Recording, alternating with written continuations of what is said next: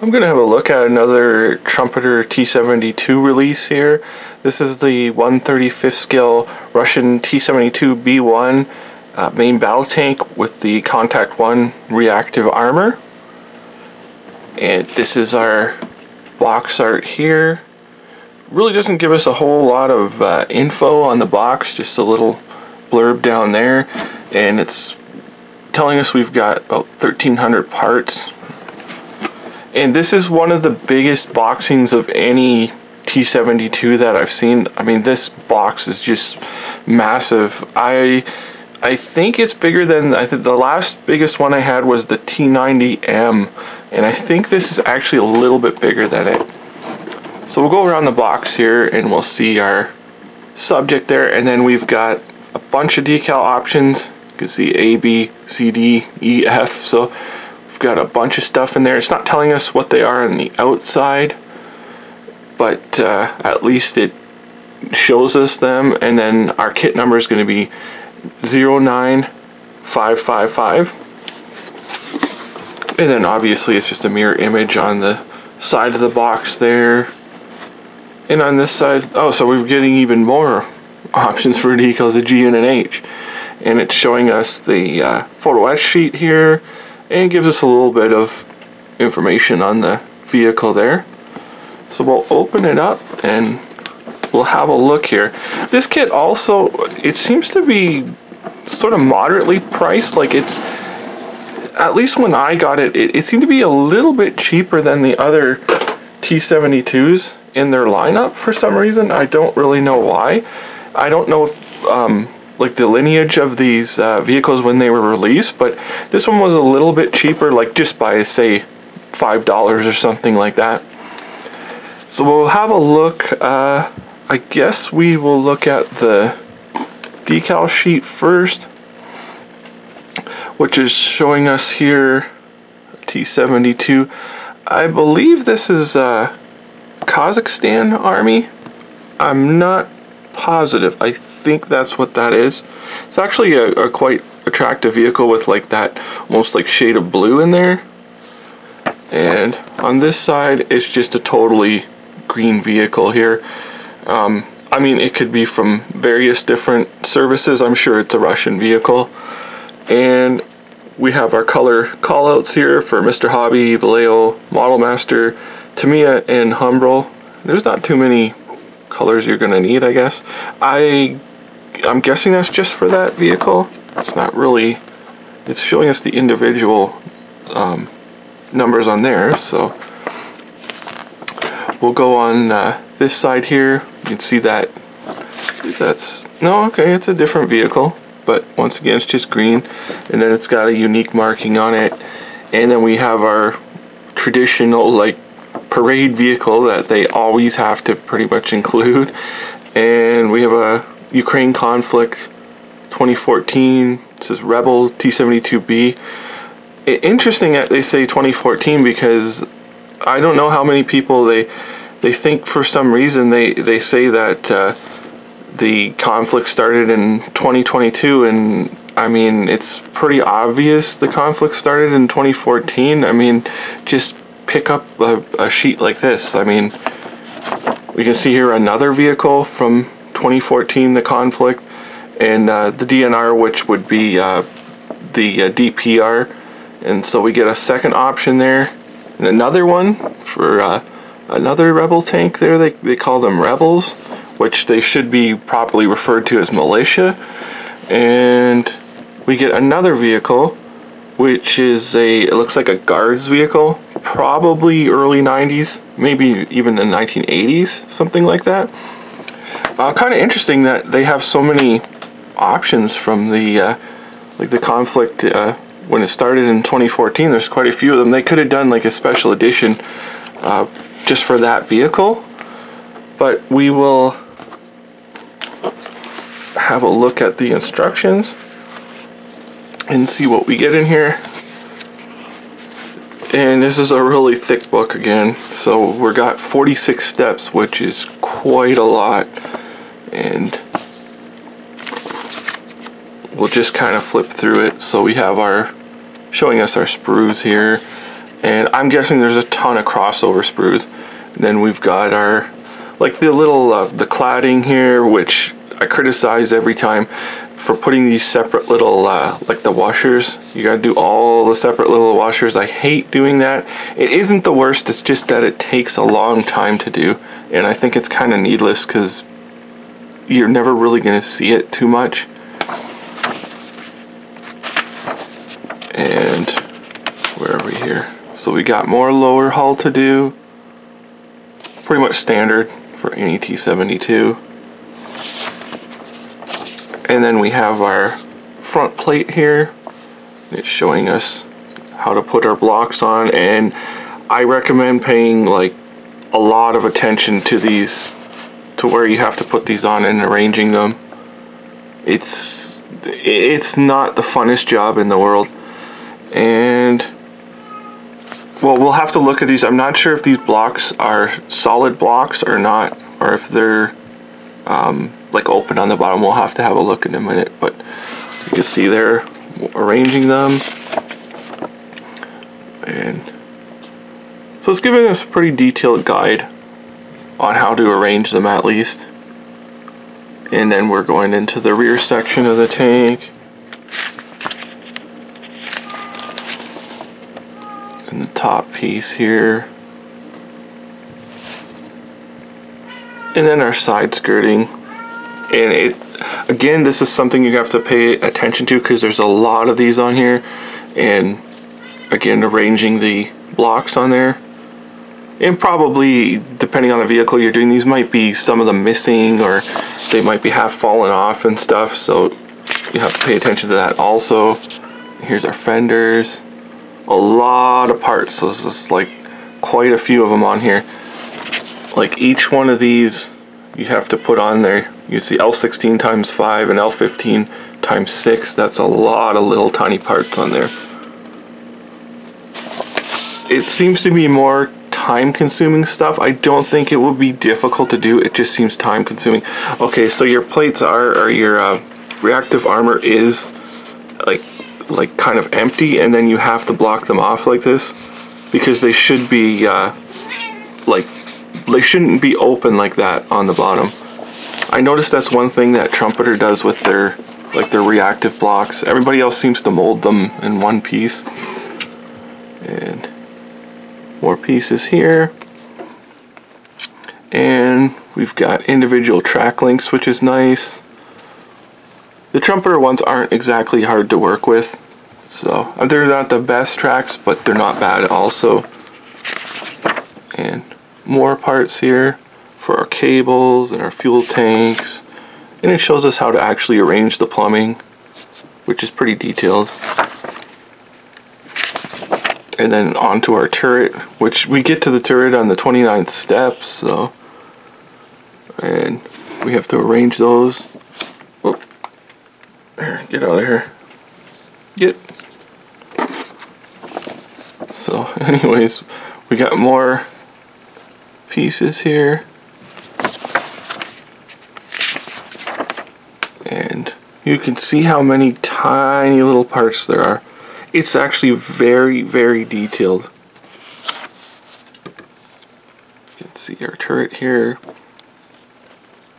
And our commander's section. I mean, it's taking me a while to go through the instructions here. Then we haven't even got to the kit yet. And then there's our machine gun and our bins.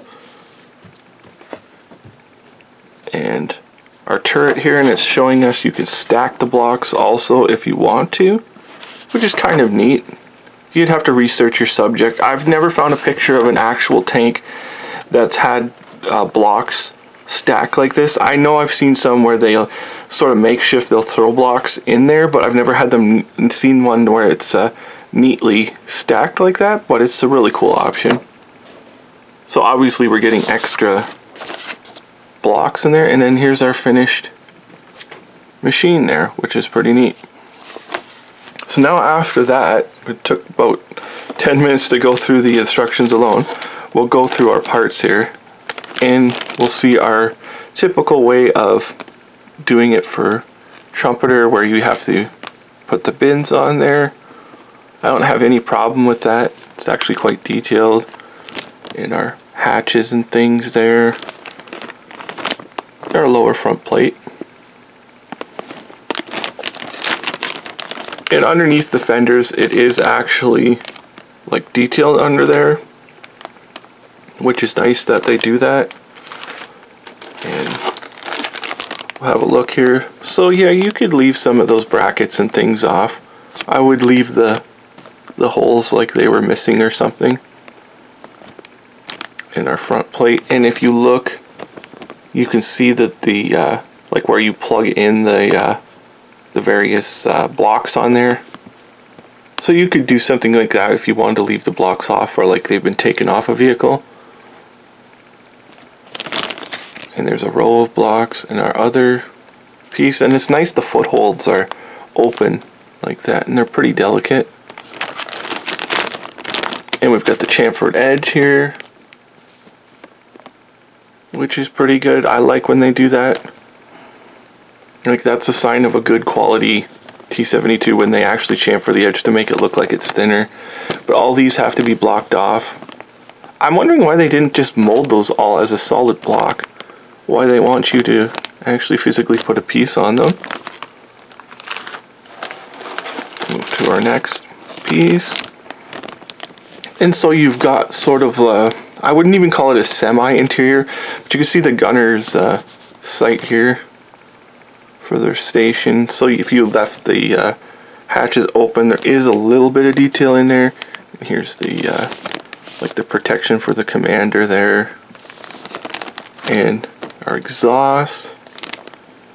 There's just a ton of parts. I'm not sure what's actually crossover and what's not, because there's our like ditching spade there from the front, and then you've got another front plate here. We'll move on, and here's our bins and another front plate, and everything looks great on here. It's going to be your typical Trumpeter T-72. Again, the spade. Now this would be, I'm sure, a proprietary piece to this kit, which is our armored blocks here, or the contact armor. You can see that it's got the proper ones. It's not all square blocks. It's got the ones that are on a slight angle there too. You can see they're pretty detailed. Like, they're very nice. I would not try and replace them with anything. Here's a rear section. The rear decking. That's all pretty much standard. And rear piece again. You can see it's very delicately molded there. And our machine gun with an open muzzle. Excellent that they've done that. So it's not a piece that you would have to replace if you're going to use it or not. And then our headlights there. They're not broken or anything. We'll move on. I mean, we're half done the box. And we've got our fuel drums here. You can see how nice the clamps are on the fuel drums. I usually don't use the fuel drums anyways, because they're for ferrying. And our pieces here, the little flappers. And so you get the blocks. This is obviously a universal sheet, and you get those side blocks off of, like, the T90s and later model T72s have them, but they're on there anyways. Could be something just to throw in the parts bin. And we have our little side cladding there. Another exhaust.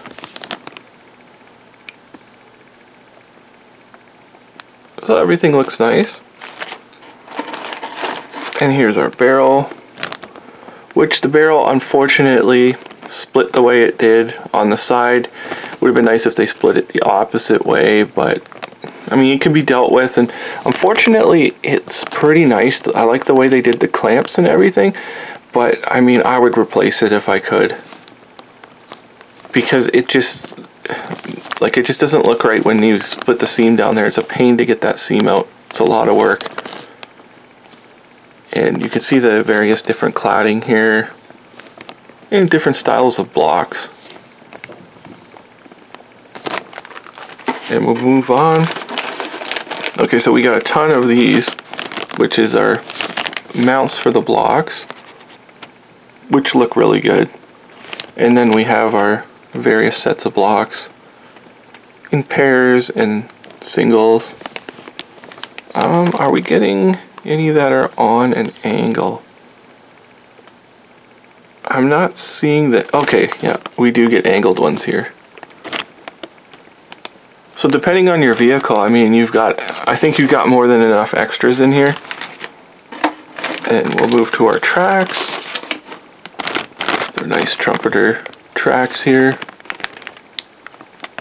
They're pretty nice. I mean, I wouldn't replace these. It's a little bit more work putting them together than the pin tracks, but I think they're pretty good, or at least good enough. You can see here. And then we have our wheels. And so you can see the nice detail on the wheels with the ribbing on there.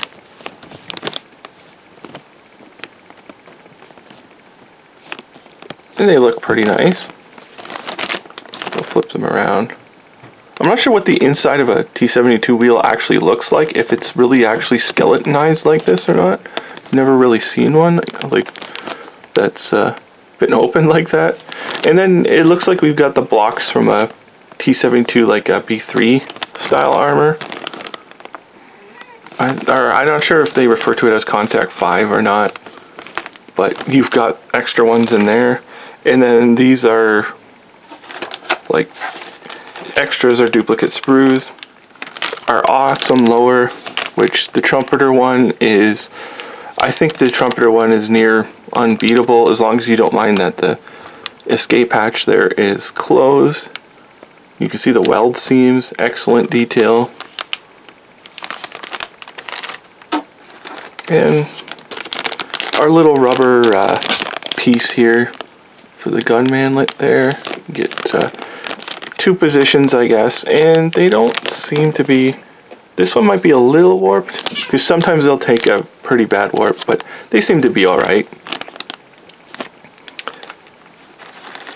And here's our turret, which looks pretty excellent. You can see the awesome texture in here, and then the cladding on here, which unfortunately we're going to have to put all those little washers on, but I mean, it's kind of like, if you're going to do the Trumpeter one, you kind of know you're going to have to do that, so know you're going to be a while doing it. Excellent texture on here, and you can even see how it has like a thickness, that cladding there. So it's really nice, really well detailed. And I've got that. If there's noise in the background, it's my cat just going crazy. So I also got the SX Art, the film, the holographic film. I can't recommend these enough. They make things so much better, and they shine so well. Like, I mean, these are excellent. It's an excellent upgrade for any vehicle. And I guess I have the Voyager smoke dischargers, kind of a mini review. They're excellent too. I mean, what can you say about them? They're really good. They've got, you can see here, the proper cap on them and everything. Another nice upgrade you can make, and saves you from trying to get the seam out of each one of the little smoke dischargers. And we've got another manlet here, and some fabric for the commander's station there, that Kevlar fabric, and our wooden log. I really like the way that Trumpeter does their wooden logs like this, because it looks like a wooden log. It doesn't take much to like paint that out, and it's pretty much perfect.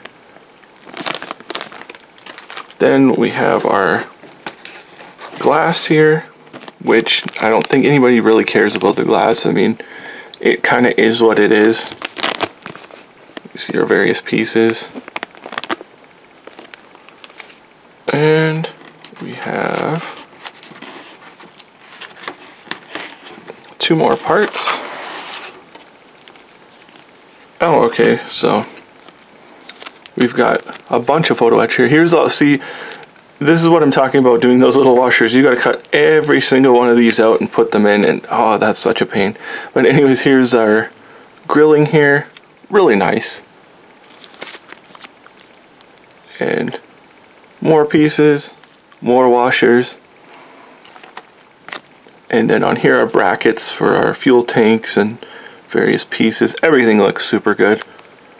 I have no complaints whatsoever about Trumpeter's photo etch sheets.